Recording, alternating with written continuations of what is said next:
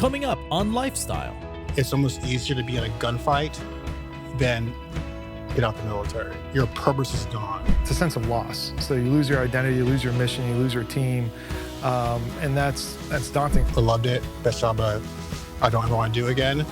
But I transitioned, got into storytelling, so acting, writing, producing. Paul and I reconnected, and then from there, my start came into the actual film industry and doing stunts and acting. So it's been one heck of a ride. Welcome to Lifestyle, the award-winning life coaching show that helps you live your best life possible.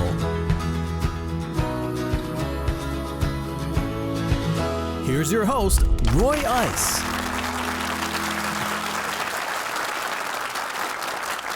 Have you ever wondered what real courage looks like? Not just in moments of danger, but in the quiet, uncertain transitions of everyday life? Yeah, me too.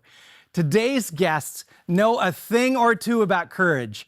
As former Naval Special Warfare operators, they've faced some of the most intense training and high-stakes situations imaginable. But it's the transitions after their service, the shifts in identity, purpose, and direction that have challenged them in unexpected ways. From life on the battlefield to life behind the scenes in film and leadership, they've carried their values into new chapters, helping others navigate change, face fear, and build stronger lives with the help of community. Their story is one of grit, growth, and learning how to keep showing up even when the mission changes. Please help me welcome Paul Thoma and Mike Brown.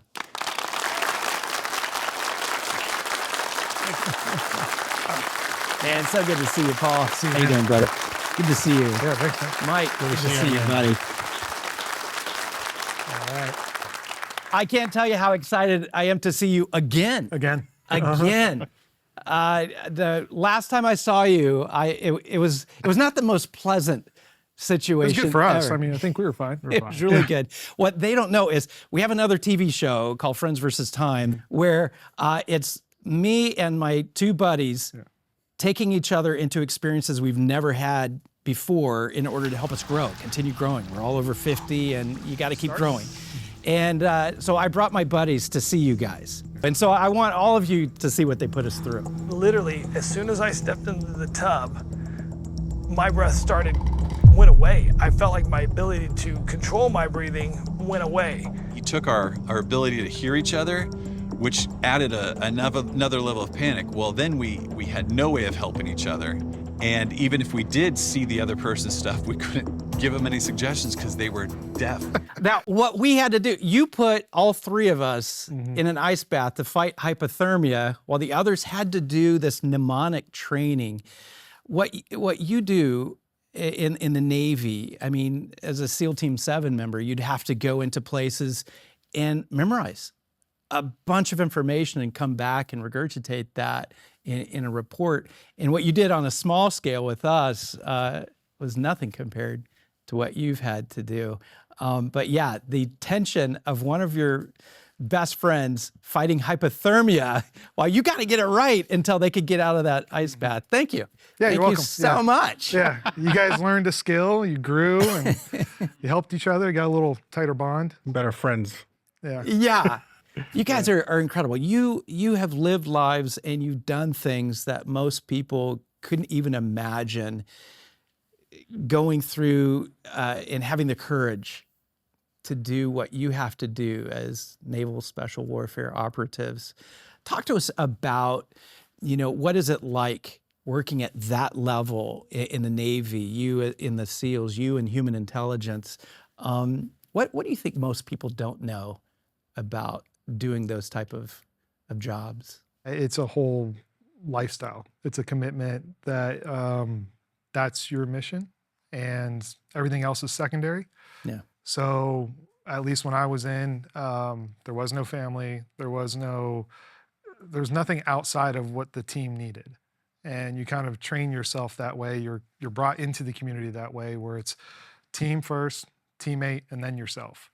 And that's the mission focus that you got to have. What was probably one of the most challenging experiences that you had to draw courage that kind of surprised you, that you were able to see something through? You have to pace yourself.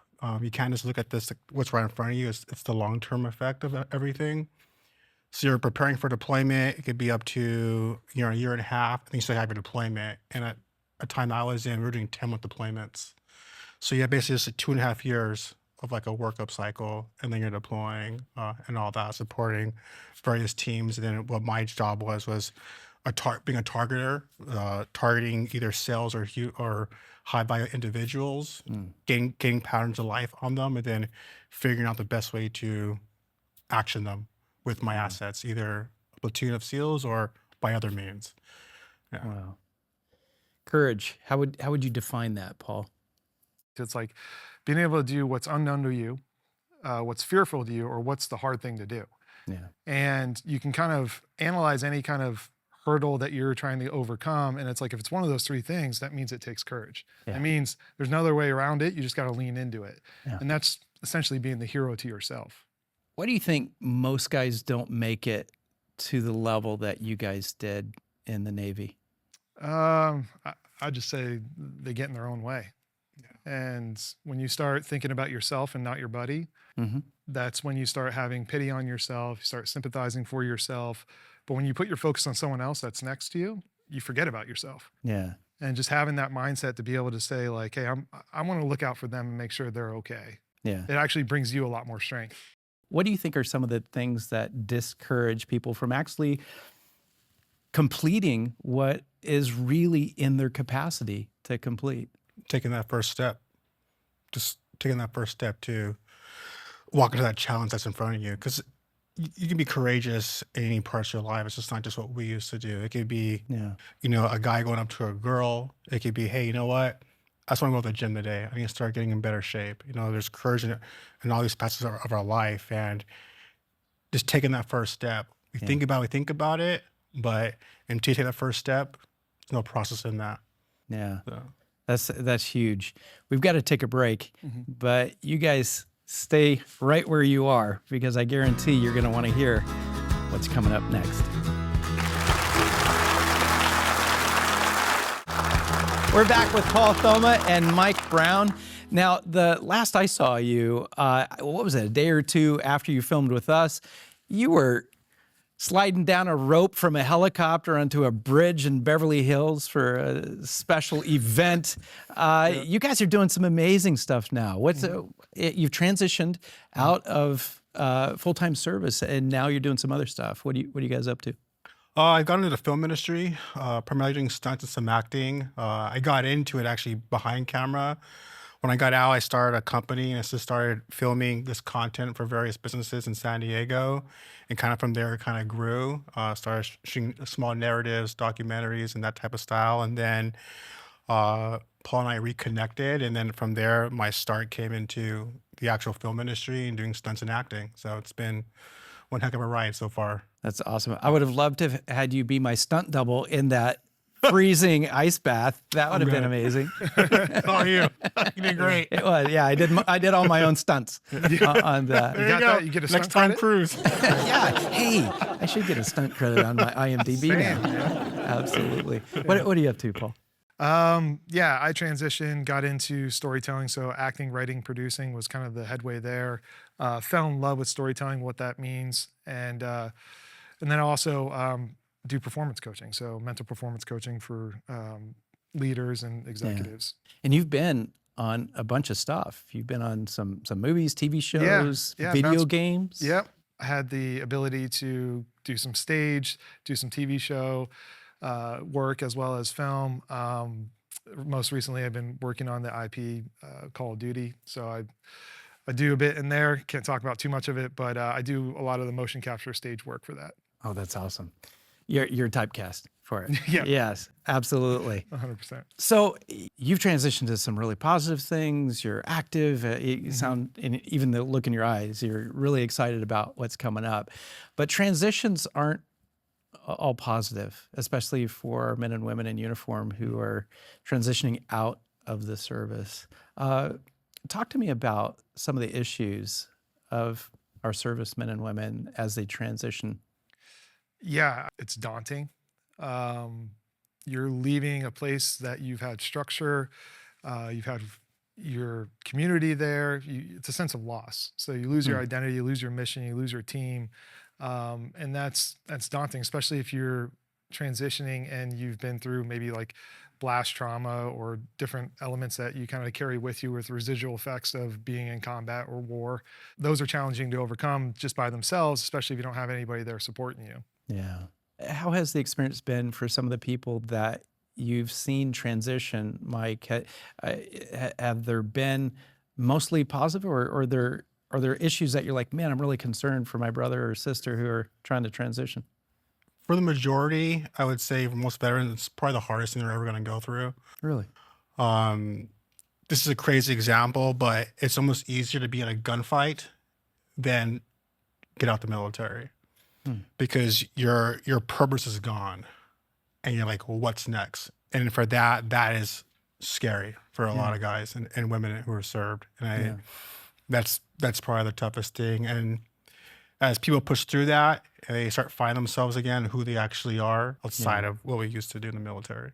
And I think that's why we see so much self-medication, addiction, depression, and sometimes suicide within those transitioning back, because that loss of purpose, that loss of sense of why am I here, what am I doing, and people not understanding.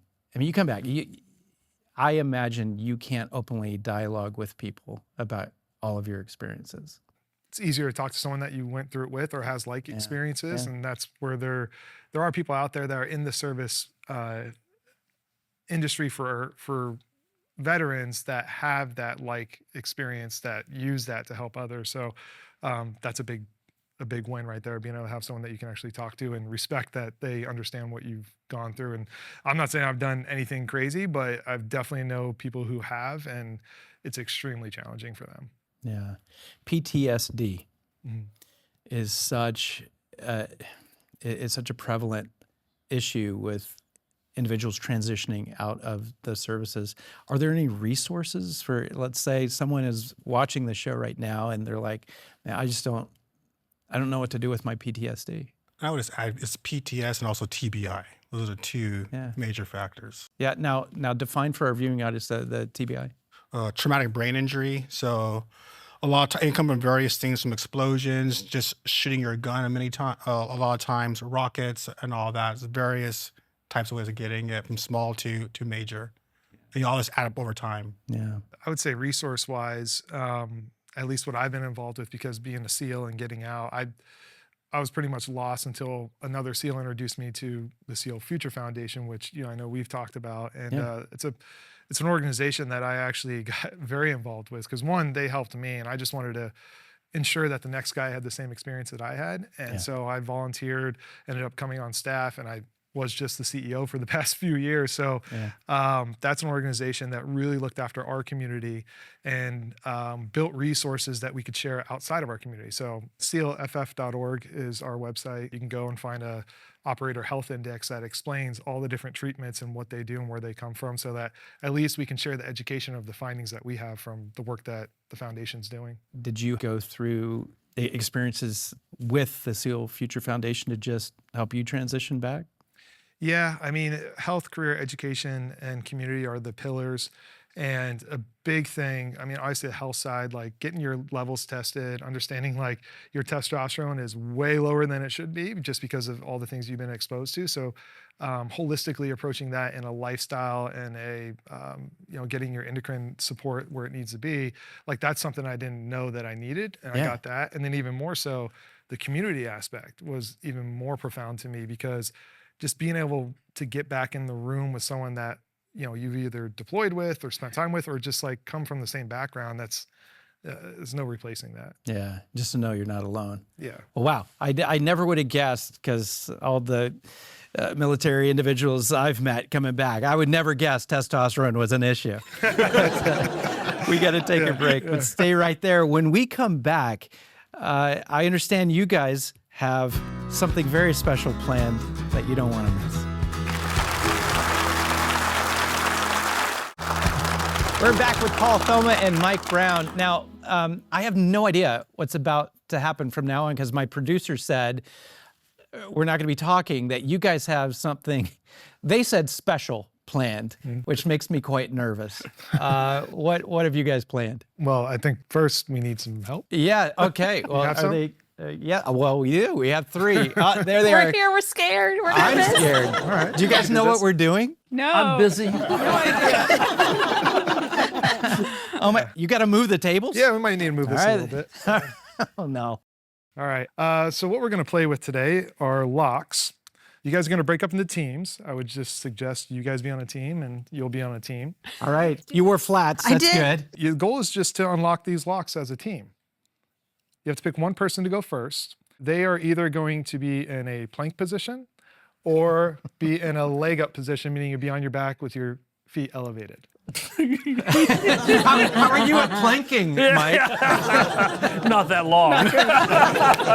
Well, then you might want to operate fast, but there's rules. Yes. There's rules. Okay. So Oh my word. the person who is not in the position knows the combination and has to communicate to the person in the position how to unlock the dial without saying any of the numbers.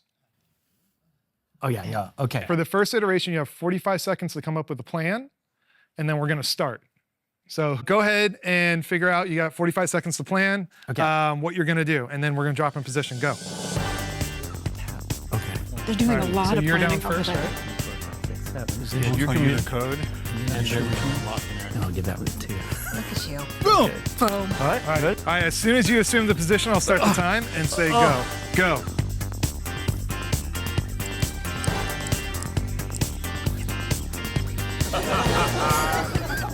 We okay? No. Okay. Okay, yeah. Okay. All right, good. All right. Way to go. Very good. All right. For this next iteration, you're going to switch. Oh, great. The person on the ground is also going to wear a blindfold. No. There is no talking. You won't be able to see. 20 seconds to plan this time. Start planning. So same thing. Just 0. 3, 2, 1, stop planning. Let's go.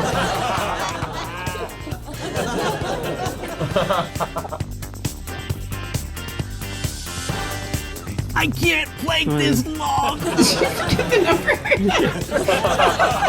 I'm old. I'm blind. All right, stand up. Stand up. There we go. Stand up. We got it. All right, stand up. Obviously, you guys failed. Yeah. Yep. So what'd you learn on that one? Not to play games with you. It helps to see. We were close. I think we were really You're close. actually right there. We should have had a contingency plan to where there was a different tap to say go up one more. Right, Go that's up why I was in the 2 middle more. of his back. Yeah. Yeah. So you're going to go one more time. Oh. You get 10 seconds to plan Okay. Okay. and start planning. But what is What are the we doing? condition? 8, Yeah. 7, 6, Never mind 5. I'll plank. All right, ready, set, go. Yeah, move your thumb. Oh, sorry, can't talk.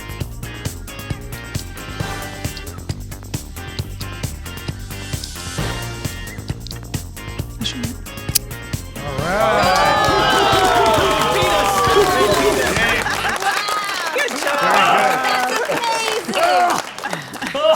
You're amazing. Very good. Very good. All right. Took us a now while, we but can we got it. So big thing for this is obviously we added stressors, right? And we wanted you to complete a task, and it was on purpose to give you limited information or to rush your information because you don't always have the information the way you want it, right? You don't always have the time as much as you want it. So what we just saw there was when you started it, you guys completed it when you had all your senses and you can do it. The second iteration, when you didn't take advantage of the time that you had to plan and you obviously had some contingencies that you didn't have, He was looking at us. you failed. But then on the third iteration, you guys did it in 34 seconds. Oh. So what that really is showing you is like, maybe you need to just take a step and fail so that you can get feedback in order to assess what you need to do in order to overcome the obstacle and achieve Tigers whatever not goal you're final. going after. I love that. That's awesome. I'm looking forward to the play at home game that all of you are going to be playing at your next party. You guys are amazing. What's next for you guys coming up? Yeah, I'm doing more writing, and I have a few things I'm attached to on the film side, so I'm really excited about that. Same thing, a couple of prospects for a couple of shows and films coming up, so looking forward to it. Hopefully, you lock it down. Congrats. Very cool. Well, we not only thank you for your service, but we thank you so much for sharing with us what courage really looks like, for helping us to understand, I mean, some of the things that you guys have had to do mentally, and just finding that resilience and the tenacity and the creativity to find solutions. It really is an inspiration to all of us. Thank you so much for Thank joining you. us today on Thank you very Lifestyle. much. Thank you for having us. We'll be right back. Don't go away. Thank you. That was fun. Transitions in life can feel like standing in an airport with a one-way ticket, but no idea where the plane is headed. Whether you're coming home from a deployment, navigating a breakup, changing careers, stepping into retirement, or some other transition of life, one thing is certain: you are not lost. You're just in between chapters of your life's book. These in-between spaces, they're very much like a cocoon.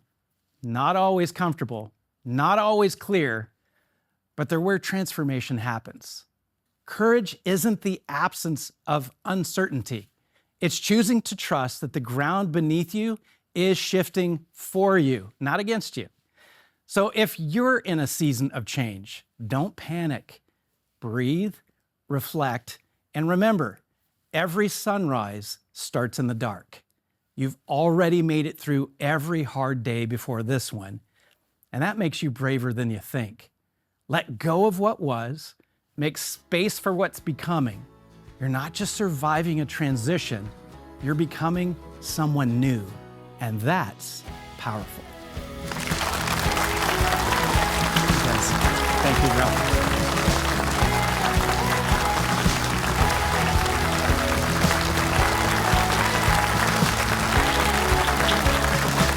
Don't forget that you can find exclusive content on all of our guests. Check us out on social media using the handle Lifestyle with Roy.